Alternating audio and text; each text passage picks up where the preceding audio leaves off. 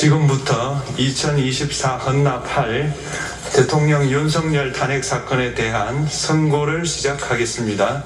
먼저 적법 요건에 관하여 살펴보겠습니다. 이 사건 계엄 선포가 사법심사의 대상이 되는지에 관하여 보겠습니다.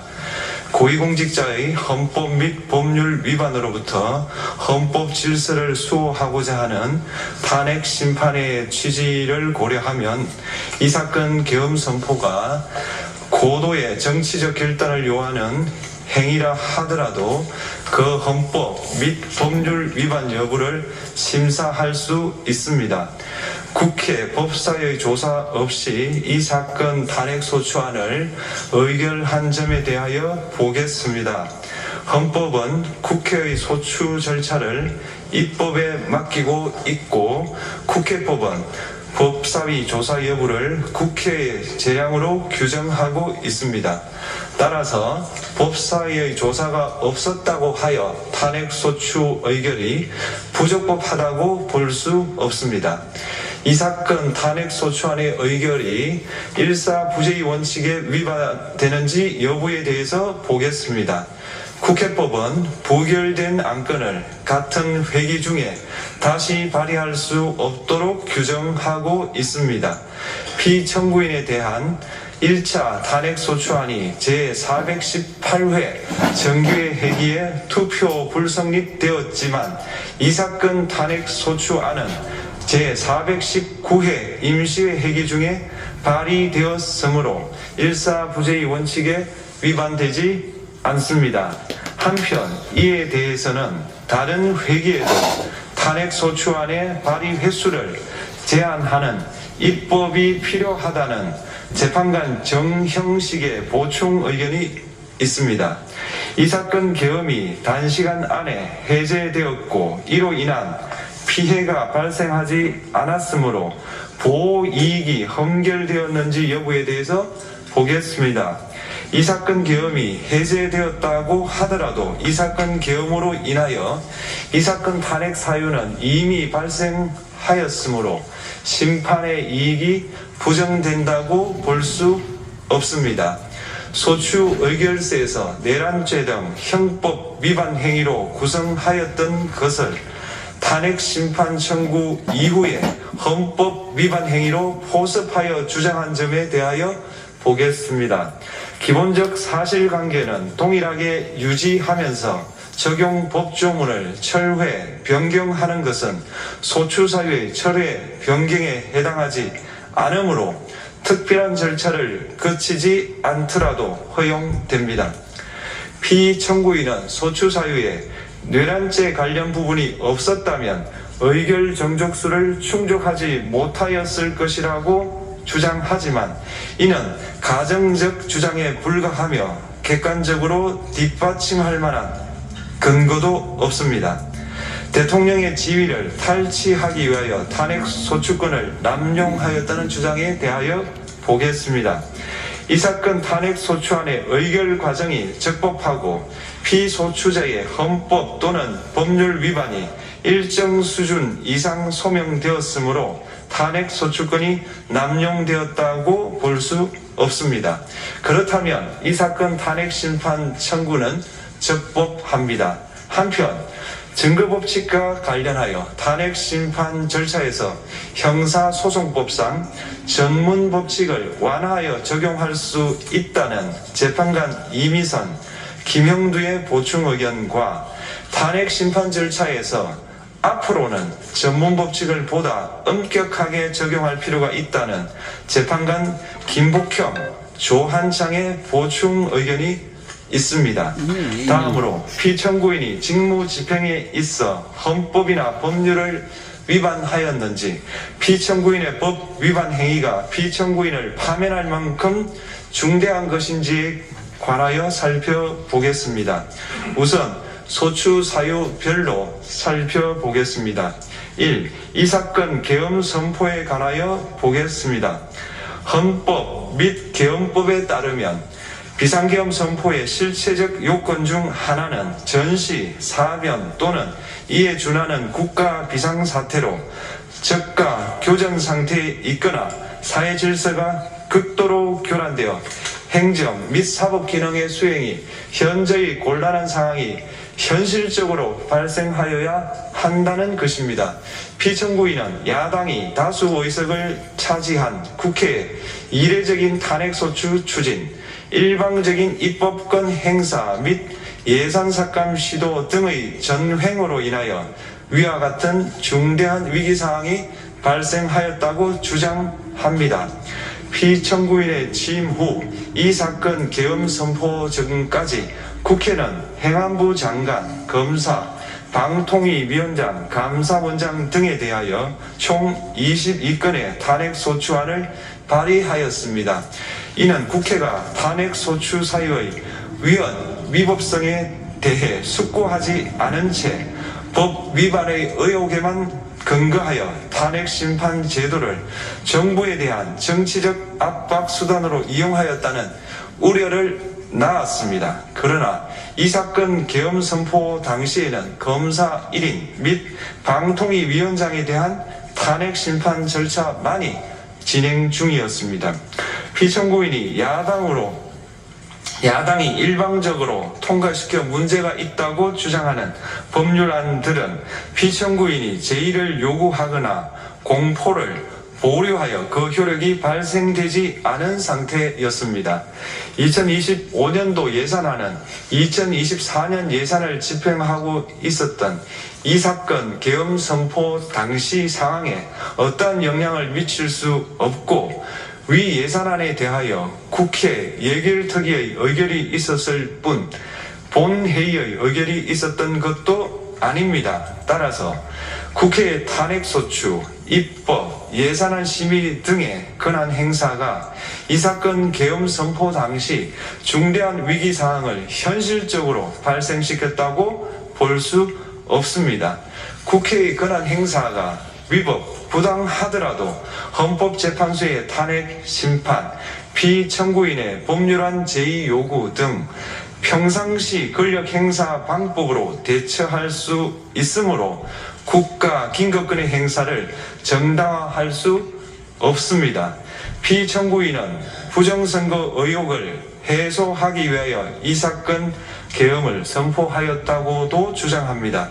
그러나 어떠한 의혹이 있다는 것만으로 중대한 위기 상황이 현실적으로 발생하였다고 볼 수는 없습니다. 또한 중앙선관위는 제22대 국회의원 선거 전에 보안 취약점에 대하여 대부분 조치하였다고 발표하였으며 사전, 우편, 투표함, 보관장소, CCTV 영상을 24시간 공개하고 개표 과정에 수검표 제도를 도입하는 등의 대책을 마련하였다는 점에서도 피청구인의 주장은 타당하다고 볼 수 없습니다.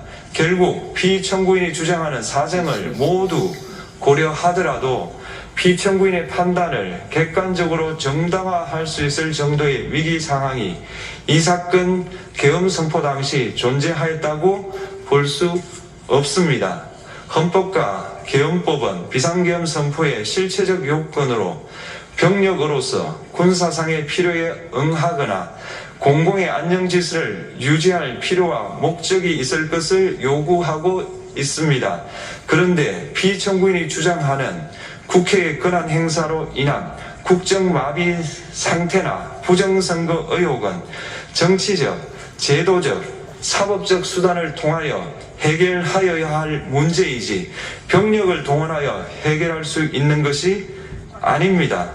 피청구인은 이 사건 계엄이 야당의 전횡과 국정위기 상황을 국민에게 알리기 위한 경고성 계엄 또는 호소형 계엄이라고 주장하지만 이는 계엄법이 정한 계엄 선포의 목적이 아닙니다. 또한 피청구인은 계엄 선포에 그치지 아니하고 군경을 동원하여 국회의 권한 행사를 방해하는 등의 헌법 및 법률 위반 행위로 나아갔으므로 경고성 또는 호소형 계엄이라는 피청구인의 주장을 받아들일 수 없습니다. 그렇다면 이 사건 계엄 선포는 비상계엄 선포의 실체적 요건을 위반한 것입니다. 다음으로 이 사건 계엄 선포가 절차적 요건을 준수하였는지에 관하여 보겠습니다. 계엄 선포 및 계엄 사령관 임명은 국무회의의 심의를 거쳐야 합니다. 피청구인이 이 사건 계엄을 선포하기 직전에 국무총리 및 9명의 국무위원에게 계엄 선포의 취지를 간략히 설명한 사실은 인정됩니다. 그러나 피청구인은 계엄사령관 등 이 사건 계엄의 구체적인 내용을 설명하지 않았고 다른 구성원들에게 의견을 진술할 기회를 부여하지 않은 점을 고려하면 이 사건 계엄 선포에 관한 심의가 이루어졌다고 보기도 어렵습니다.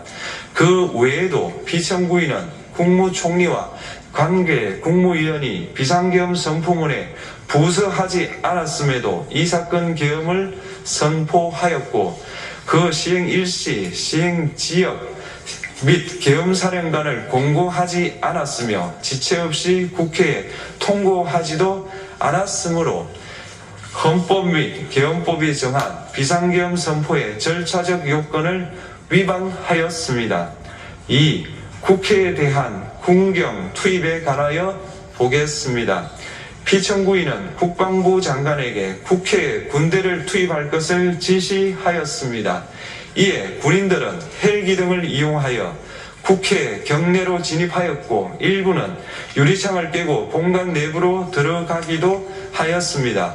피청구인은 육군 특수전 사령관 등에게 의결 정족수가 채워지지 않은 것 같으니 문을 부수고 들어가서 안에 있는 인원들을 끄집어내라는 등의 지시를 하였습니다. 또한 피청구인은 경찰청장에게 계엄사령관을 통하여 이 사건 포고령의 내용을 알려주고 직접 6차례 전화를 하기도 하였습니다. 이에 경찰청장은 국회 출입을 전면 차단하도록 하였습니다. 이로 인하여 국회로 모이고 있던 국회의원들 중 일부는 담장을 넘어가야 했거나 아예 들어가지 못하였습니다. 한편 국방부 장관은 필요시 체포할 목적으로 국군 방첩사령관에게 국회의장, 각 정당 대표 등 14명의 위치를 확인하라고 지시하였습니다. 피청구인은 국가정보원 1차장에게 전화하여 국군 방첩사령부를 지원하라고 하였고 국군 방첩사령관은 국가정보원 1차장에게 위 사람들에 대한 위치 확인을 요청하였습니다. 이와 같이 피청구인은 군경을 투입하여 국회의원의 국회 출입을 통제하는 한편 이들을 끌어내라고 지시함으로써 국회의 권한 행사를 방해하였으므로 국회에 계엄 해제 요구권을 부여한 헌법 조항을 위반하였고 국회의원의 심의 표결권, 불체포 특권을 침해하였습니다. 또한 각 정당의 대표 등에 대한 위치 확인 시도에 관여함으로써 정당 활동의 자유를 침해하였습니다. 피청구인은 국회의 권한 행사를 막는 등 정치적 목적으로 병력을 투입함으로써 국가 안전보장과 국토방위를 사명으로 하여 나라를 위해 봉사하여 온 군인들이 일반 시민들과 대치하도록 만들었습니다. 이에 피청구인은 국군의 정치적 중립성을 침해하고 헌법에 따른 국군 통수 의무를 위반하였습니다. 3. 이 사건 포고령 발령에 관하여 보겠습니다. 피청구인은 이 사건 포고령을 통하여 국회, 지방의회, 정당의 활동을 금지함으로써 국회에 계엄 해제 요구권을 부여한 헌법조항, 정당 제도를 규정한 헌법조항, 대의민주주의 권력 분리 원칙을 위반하였습니다. 비상계엄 하에서 기본권을 제한하기 위한 요건을 정한 헌법 및 계엄법 조항, 영장주의를 위반하여 국민의 정치적 기본권, 단체 행동권, 직업의 자유를 침해하였습니다. 4. 중앙선관위에 대한 압수수색에 관하여 보겠습니다. 피청구인은 국방부 장관에게 병력을 동원하여 선관위의 전산 시스템을 점검하라고 지시하였습니다. 이에 따라 중앙선관위 청사에 투입된 병력은 출입 통제를 하면서 당직자들의 휴대전화를 압수하고 전산 시스템을 촬영하였습니다. 이는 선관위에 대하여 영장 없이 압수수색을 하도록 하여 영장주의를 위반한 것이자 선관위의 독립성을 침해한 것입니다. 5. 법조인에 대한 위치 확인 시도에 관하여 보겠습니다. 앞서 말씀드린 바와 같이 피청구인은 필요시 체포할 목적으로 행해진 위치 확인 시도에 관여하였는데 그 대상에는 퇴임한 지 얼마 되지 않은 전 대법원장 및 전 대법관도 포함되어 있었습니다. 이는 현직 법관들로 하여금 언제든지 행정부에 의한 체포 대상이 될 수 있다는 압력을 받게 함으로 사법권의 독립을 침해한 것입니다. 지금까지 살펴본 피청구인의 법 위반 행위가 피청구인을 파면할 만큼 중대한 것인지 관하여 보겠습니다. 피청구인은 국회와의 대립상을 타개할 목적으로 이 사건 계엄을 선포한 후 군경을 투입시켜 국회의 헌법상 권한 행사를 방해함으로써 국민 주권주의 및 민주주의를 부정하고 병력을 투입시켜 중앙선관위를 압수수색하도록 하는 등 헌법이 정한 통치구조를 무시하였으며 이 사건 포고령을 발령함으로써 국민의 기본권을 광범위하게 침해하였습니다. 이러한 행위는 법치국가 원리와 민주국가 원리의 기본 원칙들을 위반한 것으로 그 자체로 헌법 질서를 침해하고 민주공화정의 안정성에 심각한 위해를 끼쳤습니다. 한편 국회가 신속하게 비상계엄 해제 요구를 결의할 수 있었던 것은 시민들의 저항과 군경의 소극적인 임무 수행 덕분이었으므로 이는 피청구인의 법 위반에 대한 중대성 판단에 영향을 미치지 않습니다. 대통령의 권한은 어디까지나 헌법에 의하여 부여받은 것입니다. 피청구인은 가장 신중히 행사되어야 할 권한이 국가 긴급권을 헌법에서 정한 한계를 벗어나 행사하여 대통령으로서의 권한 행사에 대한 불신을 초래하였습니다. 피청구인이 취임한 이래 야당이 주도하고 이례적으로 많은 탄핵 소추로 인하여 여러 고위공직자의 권한 행사가 탄핵 심판 중 정지되었습니다. 2025년도 예산안에 관하여 헌정사상 최초로 국회 예산결산특별위원회에서 정액 없이 감액에 대해서만 야당 단독으로 의결하였습니다. 피청구인이 수립한 주요 정책들은 야당의 반대로 시행될 수 없었고 야당은 정부가 반대하는 법률안들을 일방적으로 통과시켜 피청구인의 제2 요구와 국회의 법률안 의결이 반복되기도 하였습니다. 그 과정에서 피청구인은 야당의 전횡으로 국정이 마비되고 국익이 현저히 저해되어 가고 있다고 인식하여 이를 어떻게든 타개하여야만 한다는 막중한 책임감을 느끼게 되었을 것으로 보입니다. 피청구인이 국회의 권한 행사가 권력 남용이라거나 국정 마비를 초래하는 행위라고 판단한 것은 정치적으로 존중되어야 합니다. 그러나 피청구인과 국회 사이에 발생한 대립은 일방의 책임에 속한다고 보기 어렵고 이는 민주주의 원리에 따라 해소되어야 할 정치의 문제입니다. 이에 관한 정치적 견해의 표명이나 공적 의사결정은 헌법상 보장되는 민주주의와 조화될 수 있는 범위에서 이루어져야 합니다. 국회는 소수 의견을 존중하고 정부와의 관계에서 관용 그리고 자제를 전제로 대화와 타협을 통하여 결론을 도출하도록 노력하였어야 합니다.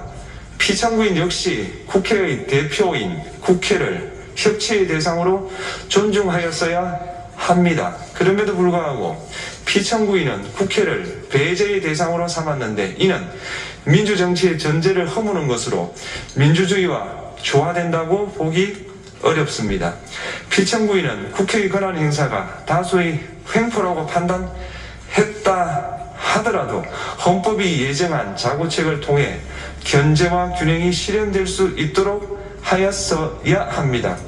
피청구인은 취임한 때로부터 약 2년 후에 치러진 국회의원 선거에서 피청구인이 국정을 주도하도록 국민을 설득할 기회가 있었습니다. 그 결과가 피청구인의 의도에 부합하지 않더라도 야당을 지지한 국민의 의사를 배제하려는 시도를 하여서는 안 되었습니다. 그럼에도 불구하고 피청구인은 헌법과 법률을 위반하여 이 사건 계엄을 선포함으로써 국가 긴급권 남용의 역사를 재현하여 국민을 충격에 빠뜨리고 사회, 경제, 정치, 외교 전 분야의 혼란을 야기하였습니다. 국민 모두의 대통령으로서 자신을 지지하는 국민을 초월하여 사회 공동체를 통합시켜야 할 책무를 위반하였습니다. 군경을 동원하여 국회 등 헌법기관의 권한을 훼손하고 국민의 기본적 인권을 침해함으로써 헌법소의 책무를 저버리고 민주공화국의 주권자인 대한국민의 신임을 중대하게 배반하였습니다. 결국 피청구인의 위법 행위는 국민의 신임을 배반한 것으로 헌법소의 관점에서 용납될 수 없는 중대한 법 위반 행위에 해당합니다.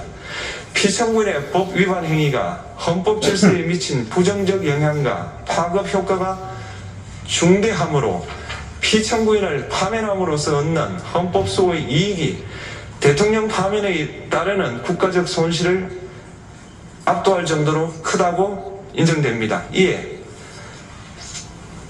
재판관 전원의 일치된 의견으로 주문을 선고합니다. 탄핵 사건이므로 선고 시각을 확인하겠습니다. 지금 시각은 오전 11시 22분입니다. 주문: 피청구인 대통령 윤석열을 파면한다. 마치겠습니다. 끝났어. 청수가 연장일치가 아니고 전원일치. 2025년 4월 4일 오전 11시 22분 윤석열 대통령을 파면했습니다. 이제 전 대통령이죠. 윤석열 대통령이 끝났어. 에이. 임기가